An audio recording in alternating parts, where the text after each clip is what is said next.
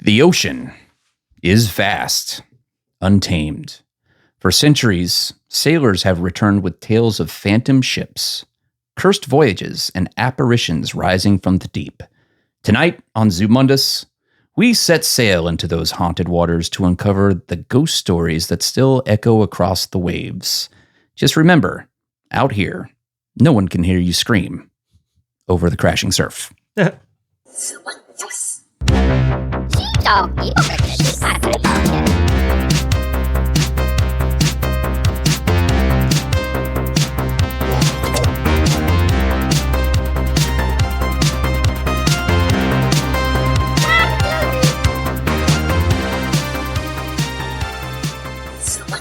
And welcome to Zumundous Podcast, episode 29. I'm Doolin. And I'm Greg. And thanks for coming back and joining us for another week of mysteries, guys. And I think when I approached Greg and I'm like, what do you want to do a show about, man? And he goes, I don't know, ghost stories from the ocean. I said, Yep. All right, bet. It's cool. We'll do it.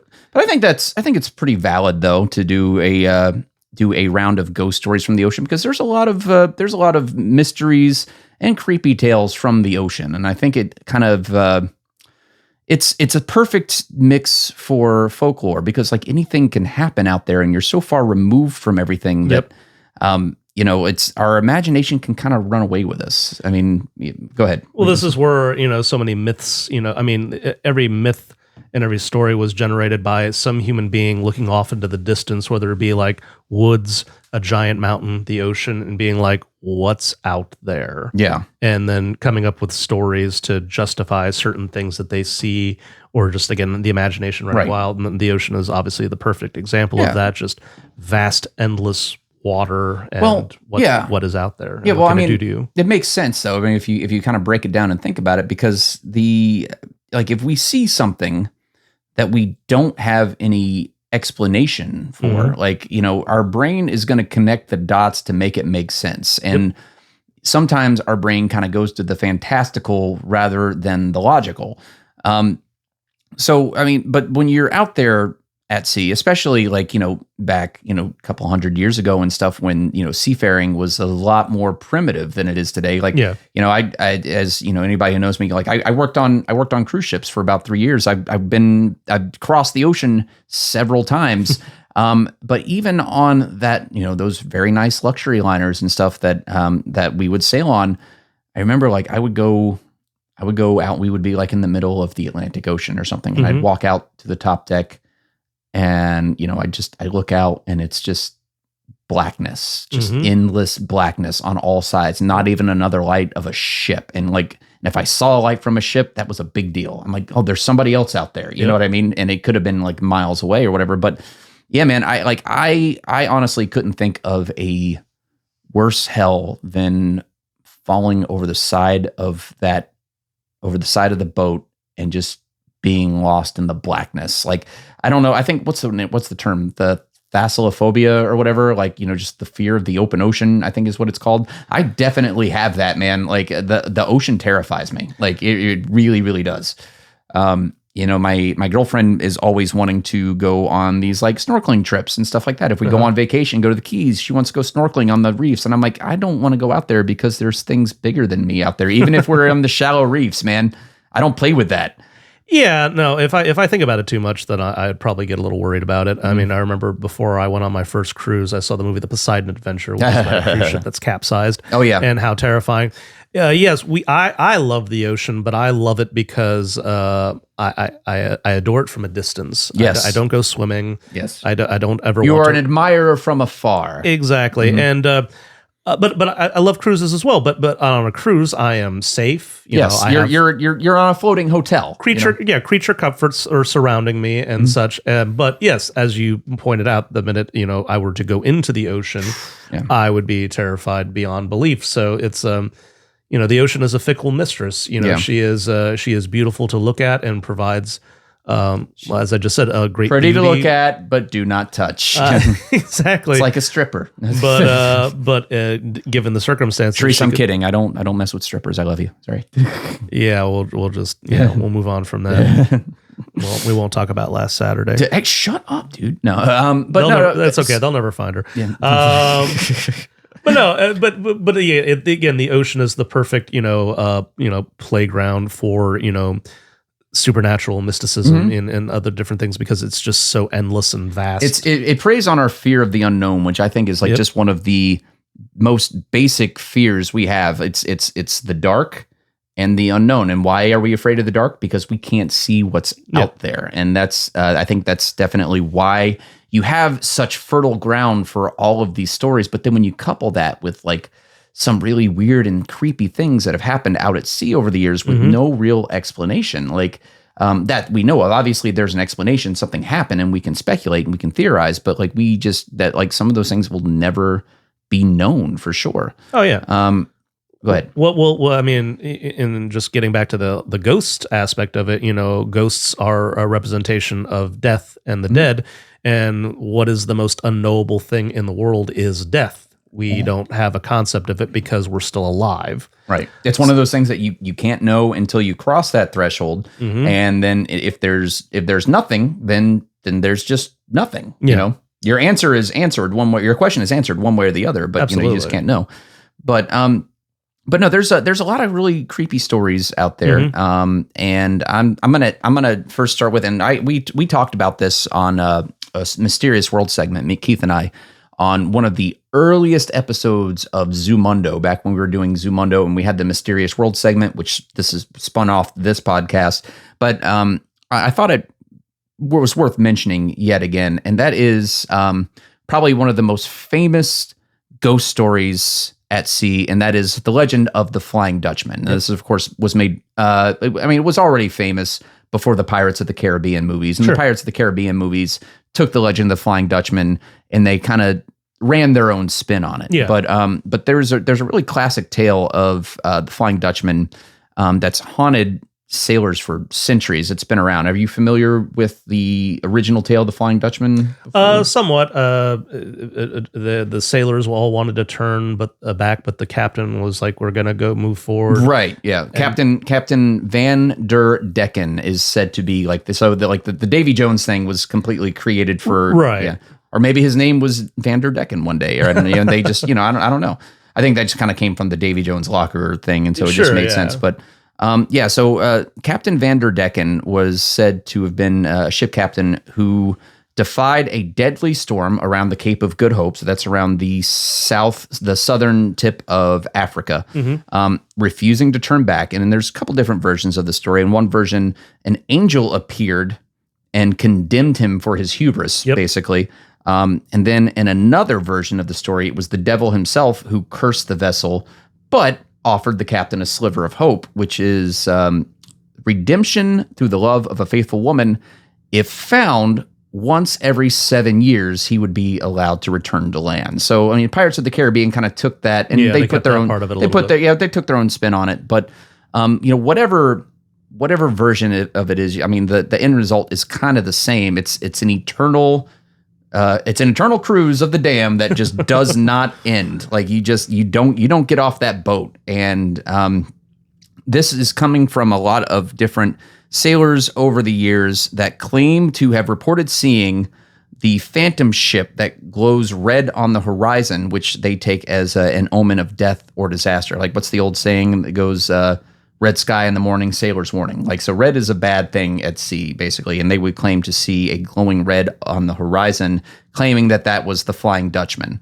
And one of the most famous alleged sightings of the Flying Dutchman came in 1888 from the then future King George V. I'm sorry, 1881 from King George V before he was king.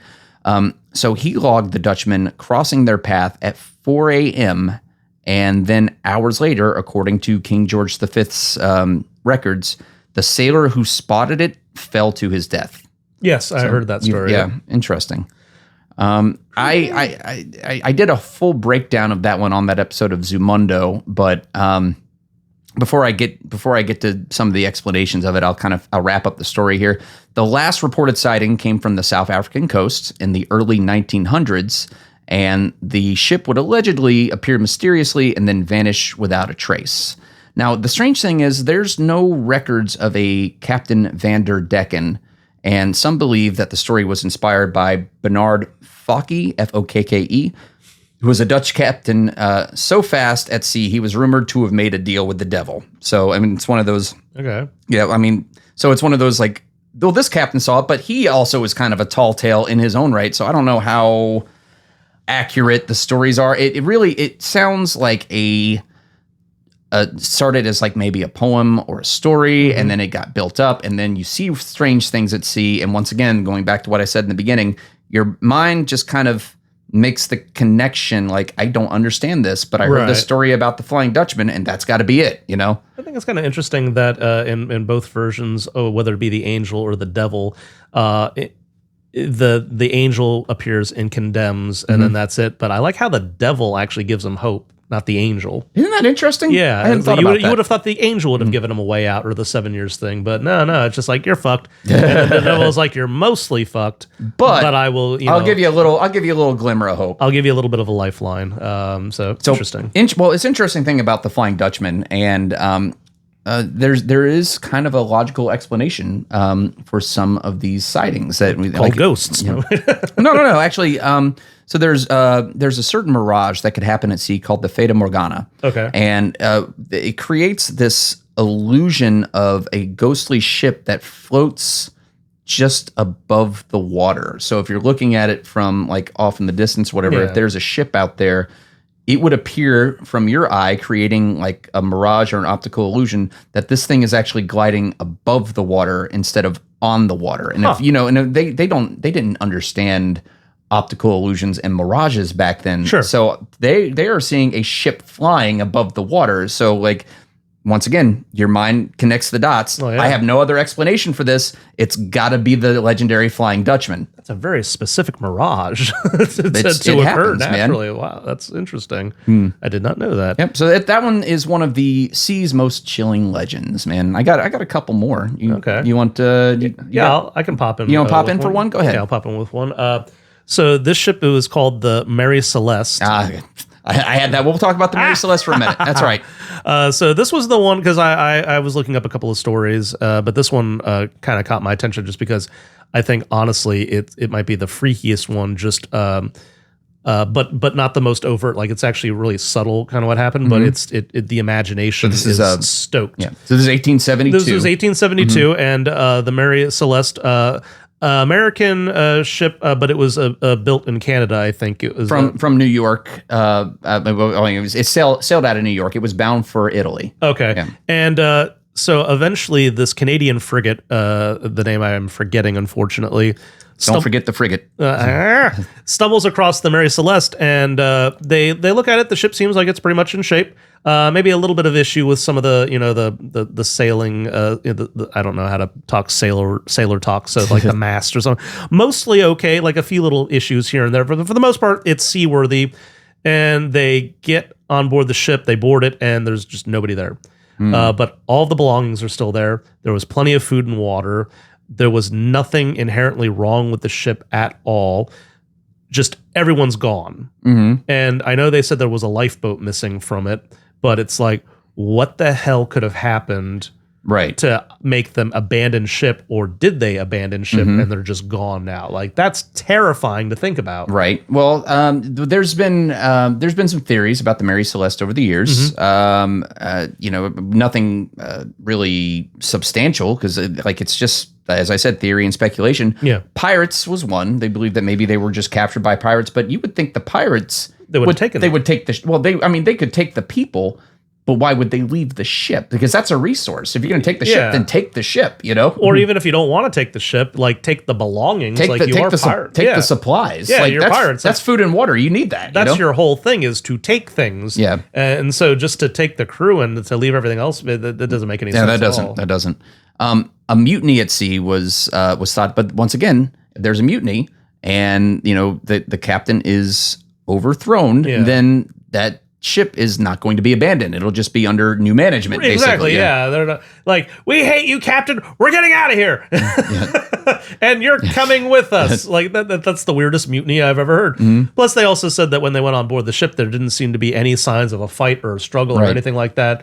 like no gunshot holes in the wall or anything like that. And there's a couple of other theories, but it doesn't. None of the other theories add up. One was sea monsters, which like okay, let's say sea monsters are real. Let's say the Kraken then it would have destroyed the boat. Yes. Yeah. And you would have seen marks from the Kraken attacking it, exactly. Unless it's a ninja Kraken, it was just snatching people off the deck, just like that really quickly. Also want to go back and say, I just realized I said the word gunshot holes when I meant to say bullet holes.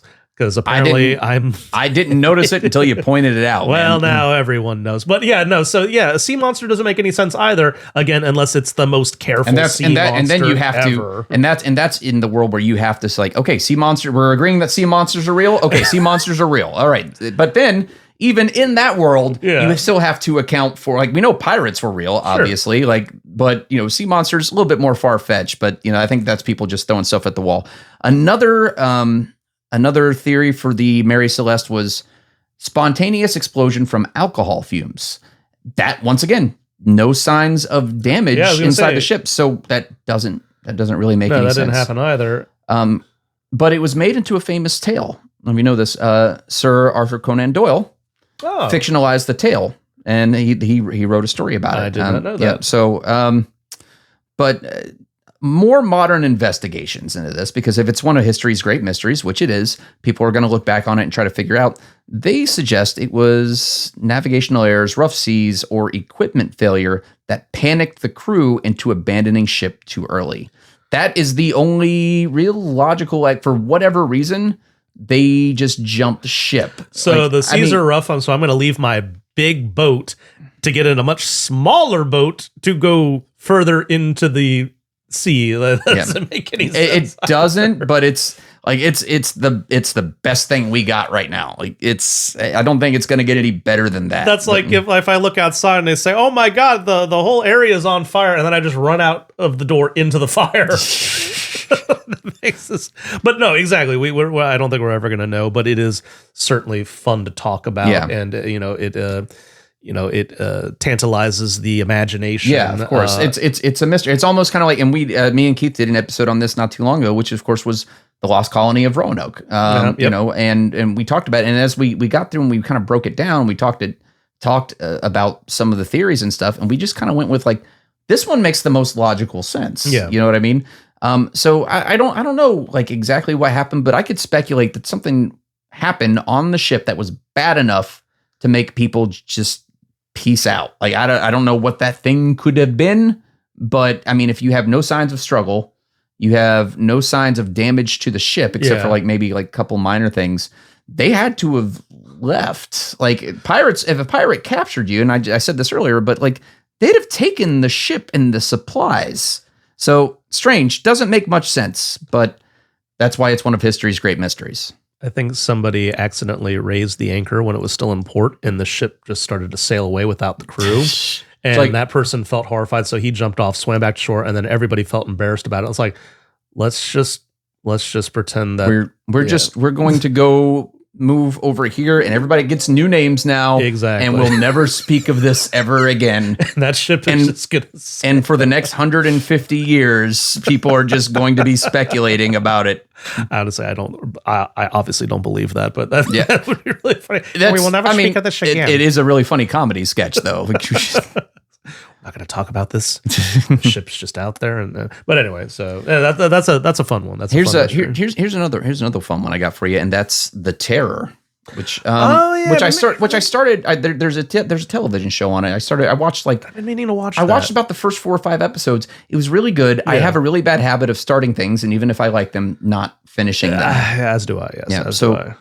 So this is a seafaring tale from 1845, and it's another crazy mystery. Now, if you go back and if you watch the show, it's a fictionalized account using it's historical fiction, basically. Yeah. It's a fictionalized account of the real captains and the crews of these 2 ships, because I believe there was 2 of them, surviving all of these crazy things that are happening. But all of these, they definitely put a supernatural element into it, because it's for television and stuff like that. Go watch it. Maybe we'll talk about it sometime. Okay. But so the story of The Terror. So in 1845, Sir John Franklin led a British Royal Navy expedition aboard 2 ships. That was the HMS Erebus and the HMS Terror. And they were in search of a fabled northwest passage through the Canadian Arctic. So they were these ships were equipped. Like, they were equipped to handle the harsh weather conditions up there in the Arctic Circle. They had reinforced hulls, steam engines. The expedition was well provisioned, but rushed. They had poorly sealed canned food, which might have introduced lead poisoning, possibly, or one of several factors could have contributed to the tragedy. Okay. After last being sighted by a whaling vessel in July of 1845, so this is in the summer, the expedition vanished, and the first clues emerged from Inuit accounts, like verbal accounts of the Inuit natives that lived in the area, and messages discovered in a stone cairn. These revealed that the ships became icebound in 1846, so the next year, and remained stuck through 1848. So according to these, the Inuit accounts, they were stuck in ice in the Arctic Circle for 2 years, or roughly 2 years, give or take. Franklin, one of the captains, died in June of 1847, and in 1848, the surviving crew at that point, which was down to 105 men, abandoned the ships and attempted a desperate overland march south. So I don't think they ever made it because we never found them again. Yeah. But I mean, that's a theory that we're going on based on the Inuit accounts. Now, scattered remains of skeletal evidence of starvation, disease, and even cannibalism kind of painted a grim picture of what happened to these survivors, or not so survivors at this point, in their final days. And the Inuit hunters reported sporadic sightings of small groups of survivors as late as the 1850s, but no one ever made it back alive. So according to this theory in the Inuit accounts, these sailors that survived went through 3, 4, 5 years or more of absolute hell just trying to survive out there. So, but when we go back and think about how long they were out there, the wrecks of the Erebus and the Terror were not discovered until 2014 and 2016. So one was found in 2014, one was found in 2016. So that's how remote they were. Like, they didn't discover the wreckage, or maybe it was frozen in ice, I'm not sure. But though the expedition failed, it significantly advanced Arctic mapping. So good for them.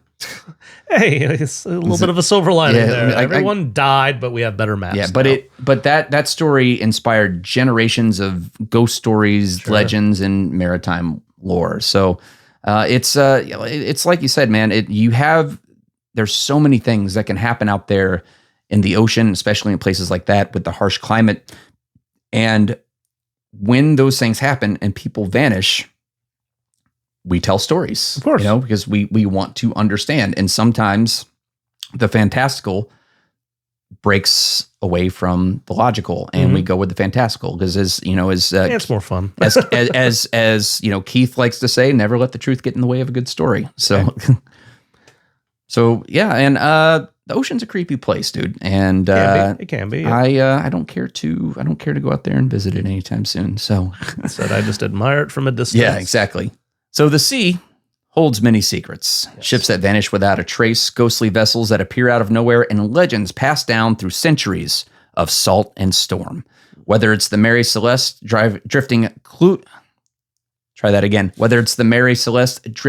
crewless, or the Flying Dutchman glowing on the horizon, one thing's for sure: the ocean is full of ghost stories. And if you listen closely, it just might whisper one to you. For Zumundous podcast, I'm Doolin. And I'm Greg. And we'll see you next week, guys. Thanks for hanging out with us. No thanks. I'm going to take a pass on that one. What do you do with a drunken sailor? What do you do with a drunken sailor? Stay away from the Flying Dutchman. I know that much.